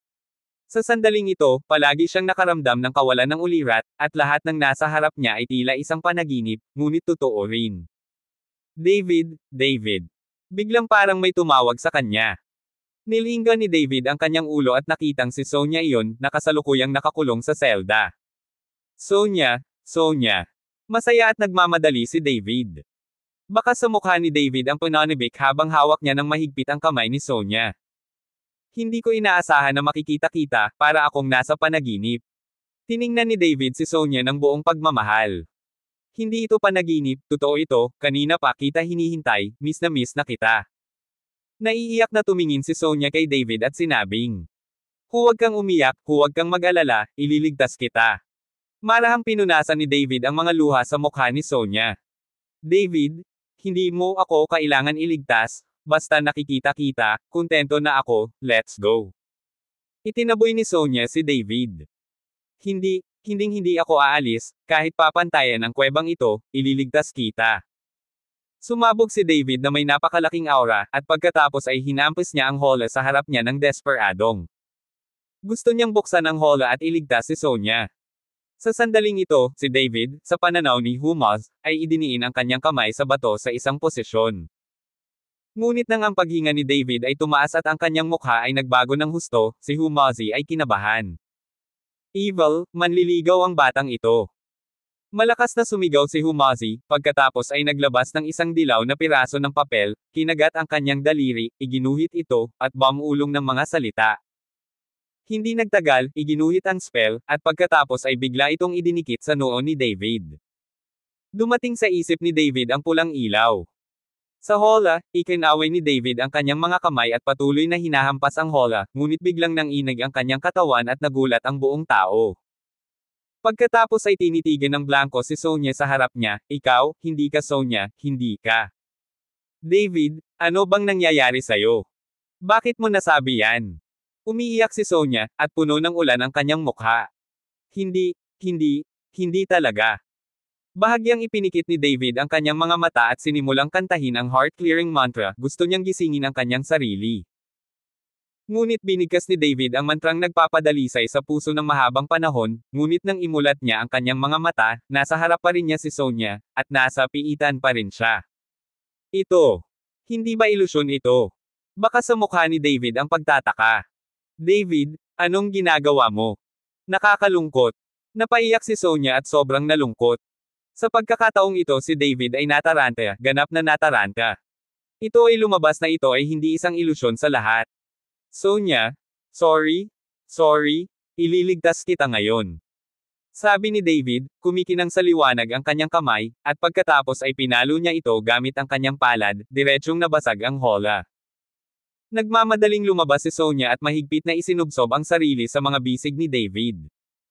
Niyakap ni David si Sonia, napakainit at totoo ni Sonia. David, huwag mo akong iwan ha. Tiningnan ni Sonia si David ng malambing. Okay, hindi kita iiwan. Marahang tinapik ni David ang noo ni Sonia. Nahulog si David sa lungsod ng Wenro, ngunit labis siyang nag-alala kay Humaz. Pag-ibig. Nagmamadaling lumingon si Humazi, at sa wakas ay isa pang spell ang nakalakip kay David, at pagkatapos ay narinig ang boses ni Humazi sa isip ni David, David, gumising ka, mali lahat ito, mali, hindi ba sinabi ko sa iyo? Kabanata 1580. Nagulat si David, narinig niya ang boses ni Humazi. Hindi ito peke, hindi ito ilusyon. Umiling si David. Kalokohan, syempre hindi ito ilusyon, pero peke ang girlfriend mo, naging anting-anting na lang, nakalimutan mo na ba, transformation spell ito, ang anting-anting na ito ay maaaring magbago palagi. Si Humazi ay sumigaw sa pag-aalala, umaasang ipaalam kay David na si Sonia ay isang pekeng. Peke. Tinulak ni David si Sonia palayo. David. Tumingin si Sonia kay David, puno ng hindi maipaliwanag na kalungkutan ang kanyang mukha, pareho ang galaw at ekspresyon kay Sonia. Kumunat ang noo ni David, tinitigan si Sonia, wala siyang nakitang kakaiba, paano ito magiging peke? David, anong ginagawa mo? Muling sumugod si Sonia kay David. Hindi kumikibo si David, hindi niya alam ang gagawin. Aura, kahit na ang hitsura ay maaaring baguhin, ang hininga ay hindi nagbabago. Paalala ni Humazi kay David. Sa sandaling marinig ito ni David, ang kanyang banal na kamalayan ay agad na lumabas, na tumakip sa katawan ni Sonia. Sa katunayan, hindi pamilyar kay David ang aura ng katawan ni Sonia. Talagang peke ka. Natigilan si David at agad itong binaril gamit ang kanyang palad. Ang katawan ni Sonia ay binaril at lumipad palabas, isang bibig ng dugo ang tumalsik, at ang kanyang katawan ay bumagsak ng husto sa lupa. David, bakit mo ginagawa sa akin ito? Mapait na tinignan ni Sonia si David, mas lalong nakakaawa ang dugo sa gilid ng bibig niya. Natigilan si David, kaharap ang girlfriend, hindi talaga niya masabi ang totoo sa peke. Dahan daw ang bumangon si Sonia, masakit ang mukha, dahan-dahan siyang naglakad palapit kay David, at may bahagyang bango sa kanyang katawan. Ang bango na ito ang biglang naging sanhi ng panginginig ng puso ni David, at pagkatapos ay biglang lumitaw ang isang dragon-killing sword sa kanyang kamay, at ang espada ay tumama kay Sonia sa kanyang harapan. David. Nang makita ito, napabulalas pa rin si Sonia. Gayunpaman, ang dragon-killing sword sa kamay ni David ay hindi huminto, at ang liwanag ng espada ay kumislap, direktang tumagos sa katawan ni Sonia. Sa pagkakataong ito, si Sonya ay hindi na nagtatago ng maliliit na spot ng liwanag sa kanyang katawan, at ang kanyang hitsura ay sumasailalim din sa malalaking pagbabago. Si Sonya, na orihinal na maputi at maganda, ay kasalukuyang dahan-daang nag-transform sa isang bagay na parang unggoy na may buhok sa buong katawan, sobrang pangit. Nang makita ito, nakaramdam ng pagkahilo si David saglit, kapag naiisip niya ang bagay na kayakap niya kanina, nanginginig siya palagi. Sa wakas, nawala ang flare at nawala ang lahat. At nakita mismo ni David na ang kanyang palad ay mahigpit na nakadikit sa bato, at ang hanay ng mga simbolo sa harap niya, na parang buhay, ay humiwalay sa malaking bato at pumasok sa katawan ni David ng sunod-sunod. Ang pagbabago ng Avatar Curse ay agad na lumitaw sa isip ni David, na ikinagulat ni David. Tumawa ka pa, muntik nang mamatay ang anak mo. Sa pagtingin sa nagulat na si David, galit na sinabi ni Humazi, sinabi ko na sa iyo ang lahat, ngunit nahulog ka pa rin dito, napakagandang pag-ibig. Medyo nahiya si David sa mga salita ni Humaz at ngumiti ng alanganin, Master Hu, ang anting-anting na binanggit mo ay masyadong kasuklam-suklam. Ano? Umaasa ka pa rin na si Fu Ling ay isang magandang babae. Kung siya ay isang magandang babae, papayag ka pa bang patayin siya? Napangiti si Humazi. Ngumiti si David, tumango, at sinabing, kagandahan man o hindi, ang sinumang pumipigil sa akin ay papatayin. Ibaba mo yan. Ikinaway ni Master Hu ang kanyang kamay, okay, ipasa sa akin ang spell. Well. Nagmamadaling iniunat ni David ang kanyang kamay at marahang idiniin ito sa ulo ni Master Hu. Hindi nagtagal, kumislap ang isang sinag ng liwanag, at pagkatapos ay hindi mabilang na mga simbolo ang dumating sa katawan ni Humaz. Si Humazi ay puno ng kagalakan, at sa harap ni David, umawit siya ng isang incantation, at pagkatapos ay nagbuga ng mahinang liwanag ang katawan ni Humazi, at pagkatapos ay nagsimulang magbago ang kanyang anyo. Sa huli, ito ay naging hitsura ni David, at ito ay kamukhang kamukha ni David. Nagulat si David nang makita ang eksenang ito. Ito ay masyadong magkatulad, kaya hindi ka ba maaaring maging kahit sino at gumawa ng kahit ano? Hindi makapaniwalang tanong ni David. Ang aking kasalukuyang lakas ay napakababa pa rin, at ang pamamaraan ng pagbabagong ito ay tatagal lamang ng kalahating oras.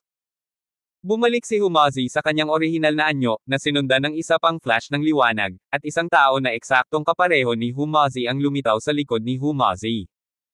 Gayunpaman, ang cloning technique na ito ay maaaring tumagal ng kalahating oras hanggang 1 oras. Tiningnan ni Humazi ang kanyang avatar at patuloy na tumango, mukhang nasisiyahan. Tiningnan ni David ang 2 lingga at laking gulat niya. Hindi niya sinasadyang humakbang pasulong at kinurot ang mukha ng clone ni Humaz, pagkatapos ay tinapik ito ng kanyang kamay. Damn! Sinisiksik mo mukha ko, pervert ka. Binaba ni Humazi ang kamay ni David. Ito ay naging totoo, hindi isang ilusyon. Damang-dama talaga ni David ang temperatura sa clone. Kalokohan, kung ito ay isang ilusyon, matatawag pa ba itong avatar, ngunit ang avatar na ito ay maaari lamang magkaroon ng kalahati ng tunay na lakas, kung ito ay maaaring magmana ng kapangyarihan ng buong pangunahing katawan, ito ay kahanga-hanga. Napabuntong hininga si Humazi at inilagay ang clone. Kung maaari kang magmana ng parehong lakas bilang pangunahing katawan, ito ay katumbas ng isang tao na may 2 beses sa kanilang sariling lakas. Tama na shit. Nakita ni David ang kapangyarihan ng anting-anting kahit na ang kanyang 9 Shadow Sword technique ay maaari ding i-clone, at maaari rin siyang hatiin sa ilan. Ngunit ito ay isang ilusyon lamang, isang shadow clone, hindi isang kabuuan. Kung mayroon kang ganitong uri ng transformation avatar spell, maaari mong direktang paghiwalayin ang avatar, at ang totoong ako ay makakatakas, ito ay isang escape spell lang. Ngayon ay talagang pinagsisihan ni David na ibigay ang lahat ng mga spell kay Humaz. Ano? Excuse me. Nang makitang ganoon si David, bahagyang ngumiti si Humazi. Ano ba ang pinagsisisihan mo, pero sabi mo tutulungan mo akong hanapin si Beimyukaw, go now. Hiniling ni David kay Humaz na dalhin siya sa Beimyukaw. Don't worry. I promise you. Paano ko makakalimutan, let's go. Si Humazi ay nasa mabuting kalagayan at nag-walkout kasama si David. Nang dumaan siya sa tarangkahan ng Chanfusang, pinagmamasdan ito ni David ng may pananabik. Kapag lumakas na ang kanyang lakas, tiyak na darating siya at haantong sa mga guho na ito. Naniniwala siya na mas makapangyarihang mga spell ang naghihintay sa kanya. Pagkalabas sa sinaunang mga guho, sinundan ni David si Humazi upang hanapin ang damo ng Bemo. Pagkatapos ng 3 araw ng pag-ikot at pag-ikot, narating na namin ang pinakamalayong gilid ng timog. Ang pagpapatuloy ay isang walang katapusang dagat. Master Hu, nasaan ang Bemyukaw na sinabi mo? Huwag kang magsinungaling sa akin. Tumingin si David sa dagat at tahimik na nagtanong. Huwag kang mag-alala, kaya ko pang magsinungaling sayo. Sabi ni Humazi, kumuha ng compass card at nagsimulang maghanap ng kung ano. Umihip ang simoy ng dagat sa maalat na lasa. Sumunod si David sa likod ni Humazi, gusto niyang makita kung saan siya dinadala nitong Humazi. Matapos ang mahabang paglalakad sa dalampasigan, isang maliit na isla ang bumungad sa kanila. Ang isla ay napakalapit sa dagat, 10-10 kilometro lang ang layo. Gayunpaman, ang isla ay kulay rosas, at mula sa malayo ay tila apoy. Pinigilan ni Humazi ang kanyang hininga at itinoon ang kanyang lakas ng pag-iisip sa talampakan ng kanyang mga paa, at pagkatapos ay nagsimulang maglakad sa dagat patungo sa maliit na isla. Nang makita ito, nagmamadaling sumunod si David. Sa kanilang kasalukuyang lakas, ang paglalakad sa tubig ay kasing dali ng palad ng kanilang mga kamay. At higit pa sa lumulutang si Gayuhan sa tubig, silang tatlo ay nagtungo sa isla. Kung nakikita ito ng mga ordinaryong tao sa sandaling ito, dapat nilang isipin na ito ay isang walang kamatayang bumababa sa lupa. Nang malapit na si David at ang iba pa sa isla, isang heatwave ang tumama sa kanilang mga mukha at ilang mga damit ng mga tao ang nabasa sa isang iglap. Sobrang init. Bakit parang nasusunog na pula lahat ng mga bato sa isla? Bahagyang kumunat ang noo ni David. Ito ay isang bulkan na isla. Ang mga bato sa isla ay nabuo sa pamamagitan ng pagputok ng bulkan. Ang dahilan kung bakit ang init ngayon ay dahil ang bulkan sa ilalim ng isla ay pumuputok na naman. Kaya naman madilim na pula ang mga bato at mainit pa. Ipinaliwanag ni Humazi kay David. Dam, hindi mo naman ako pinaglalaroan di ba? Paano tumubo ang 100 matang damo sa ganitong lugar? Laking gulat ni David.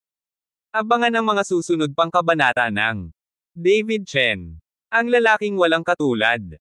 For more updates, please subscribe to my YouTube channel and don't forget to like and share. Thanks for your support.